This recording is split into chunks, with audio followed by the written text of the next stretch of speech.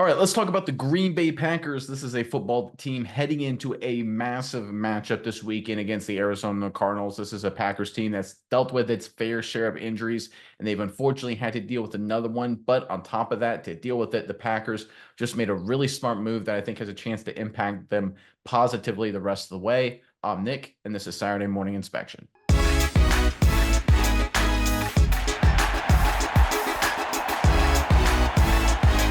All right, like I mentioned in the opening, if there's one team this season that knows about injuries, it's the Green Bay Packers. But through quality talent and great coaching, they find themselves 3-2. They're getting healthier at a lot of key positions. One of those positions is unfortunately not the tight end group. They're losing one of their key guys there, but they just recently made a really smart move to cover up a weakness. I think it's a great decision by the Packers. Let's pull up this report, courtesy of Adam Schefter via X. Packers are signing tight end John Fitzpatrick off the Falcons practice squad and onto their active roster per sources. Packers tight end Luke Musgrave has been dealing with an ankle injury.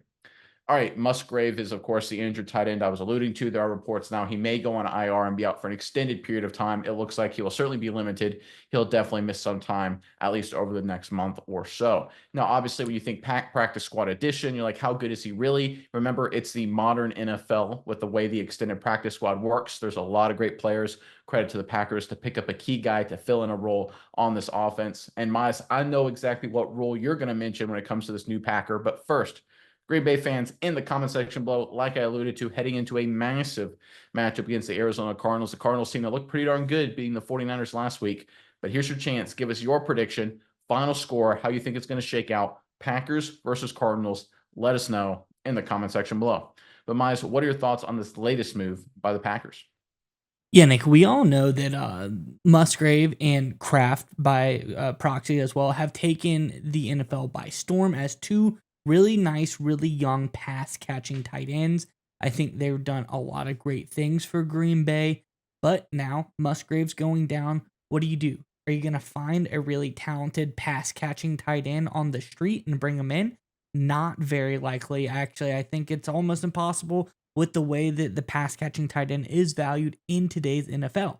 So when you go to look for somebody who can fill some holes on this roster at the tight end position in a pinch, I think looking for an elite, a really, really strong blocking tight end is the way to go. And that is exactly what they did when they pick up John Fitzpatrick, because Fitzpatrick is a guy who does really, really great in the blocking game. If we look through this preseason, the most recent data from Fitzpatrick, he had a 77.1 pass blocking grade this preseason, a 67.8 run blocking grade this season.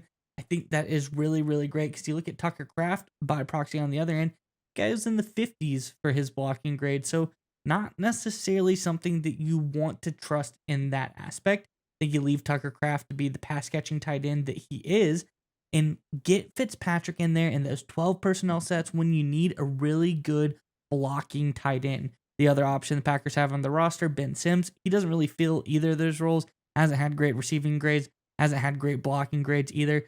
So I think Fitzpatrick, he's a really niche player that could maybe help the Packers in filling in for where Musgrave is out. I think this was a really great move by the Packers to not just try to, glaze over a spot that Musgrave left when he got injured, but instead they're like, how can we find someone to make the team better? We're not going to be able to replace him.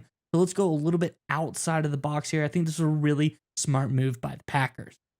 Yeah, and it's just this is what the Packers do, right? When Jordan Love went down and Malik Willis obviously stepped in, they did not run the same offense, obviously. Anyone who watched the Packers 5 seconds with Willis recognized it looked almost college-esque with all the running attempts they did, a lot more zone read kind of stuff. Totally different strategy than what they did with Jordan Love, because that's obviously the smart thing to do. Some teams, frankly, do the dumb thing. They lose a starter, they try and fill them in with a replacement and keep things exactly the way they were, and it usually falls apart because there's a reason a guy is a starter and the reason there's a guy as a backup. That starter has a different skill set that's usually preferred. He goes down, you're not going to replicate that with the same talent level, but you can twist your strategy to have your replacement be put in a position to be successful. That's what the Packers and LaFleur did with Malik Willis when Jordan Love went down, and we're seeing the same thing at the tight end position here.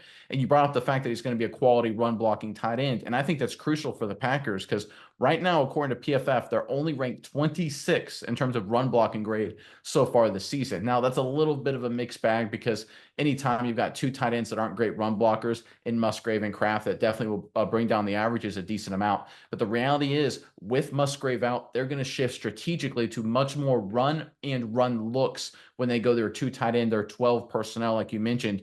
In order for defenses to respect that, you need to bring in a guy to be that number 2 tight end that actually can block, the teams recognize as a solid blocker. Otherwise, you line up in 12 personnel with a receiving tight end who's second rate. They're gonna be like, listen, he's not as good a receiver as Musgrave. We know he can't block as good. We'll just ignore it completely, right? And that completely blows up the Packers strategy. However, you bring in a good blocking tight end, suddenly teams have to adjust. They've got to condense to stop the run, and suddenly the vertical threats on the outside, or maybe even Tucker Kraft, get more good looks.